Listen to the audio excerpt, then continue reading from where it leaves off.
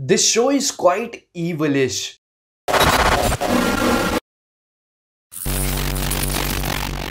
और क्या चल रहा है दोस्तों, बहुत दिन बाद दिखाई दिए हो। अच्छा तुम नहीं, मैं ही बहुत दिन बाद दिखाई दिया हूँ। खैर मैं तुमको बता दूं कि थोड़े टाइम के लिए मैं अंडरग्राउंड हो गया था क्योंकि मेरा हाइबरनेशन का पीरियड चल रहा था, लेकिन अब वो खत्म हो गया है। So I am back. Moving ahead with the serpent, इसका स्टोरी प्लॉट फोकस्ड कर रहा है चार्ल्स सोबराज को, जिसने बैंकॉक में 2 डचेस पीपल का मर्डर कर दिया है और इसी वजह से उसको पकड़ने के लिए उसके पीछे पड़ा है मिस्टर हरमन किपनबर्ग। अब क्या मिस्टर किपनबर्ग चार्ल्स सोबराज को पकड़ने में कामयाब होंगे या नहीं, वो आपको नेटफ्लिक्स पर 8 एपिसोड्स देखकर पता चलेगा। ये शो मामूली नहीं है, क्योंकि अगर ये होता ना तो मैं इसका रिव्यू नहीं करता। To be really honest, I love the flow of this show, क्योंकि जिस टेंजेंट पर ये शो स्टार्ट हुआ था ना, उसी टेंजेंट पर जाकर ये शो खत्म भी होता है। और द सर्पेंट का बेस्ट लाइनअप ये था कि हम हर एक सीन का प्रेशर फील कर सकते थे, क्योंकि चार्ल्स सोबराज ने जो एटमॉस्फेयर क्रिएट किया है मर्डर कर करके, ओ भाई साहब, this is way too interesting. Because whenever you are going to see him mixing up with other characters,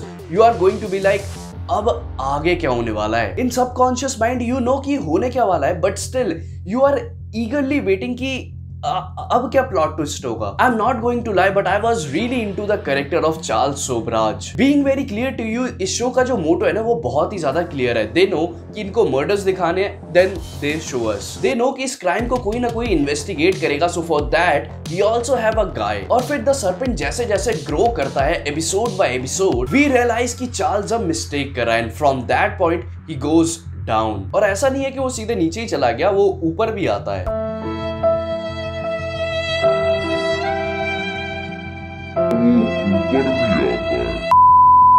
story line engaging और साथ ही थ्रिलिंग तो है ही, लेकिन जो सबसे ज्यादा जबरदस्त चीज है वो है इसके कैरेक्टर्स। यहाँ अगर मैं कैरेक्टर्स की बात करूँ तो no doubt Charles Sobhraj was a fantastic character. इसके अलावा Monique was also a great cooked up story, because in the Serpent we see she wants to speak a lot but she can't because of Charles Sobhraj. और यही तो था उसका character, जब उसको and में मौका मिलता है और जब वो फिर अपना मुंह खोलती है तो सब कुछ डिस्ट्रॉय कर देती है। इस शो में कैरेक्टर्स की जर्नी को और एक्सप्लोरेशन को बहुत ही अच्छे से डिपिक्ट किया गया है, and that's the reason we learn more about them. अब मिस्टर किपनबर्ग को ही देख लो, जो एंथू कटलेट बनकर घूम रहे थे, वो कितने ज्यादा जबरदस्त थे। He was way too focus and way more dedicated into his work. और सही बता रहा हूँ, यही डेडिकेशन चाहिए लाइफ में भी। He was really commendable, and मैं परफॉर्मेंस की बात नहीं करूंगा क्योंकि they all have rocked it. इसके अलावा अगर मैं बात करूं प्रोडक्शन क्वालिटी की, तो 70s के टाइम्स को अटमोस्ट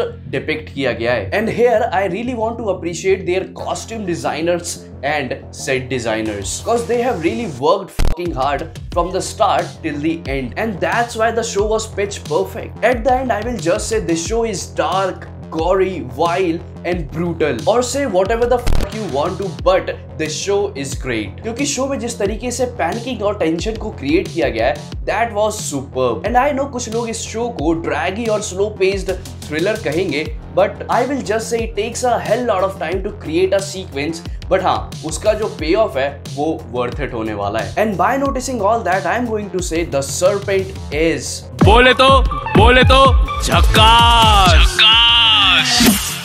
जाने से पहले शो पर तुम्हारे क्या थॉट्स हैं वो मुझे कमेंट सेक्शन में जरूर बताना, और साथ ही मेरे चैनल को सब्सक्राइब करते हुए जाना। And as always, Thank you so much for watching this video till the end, and don't forget to subscribe my channel.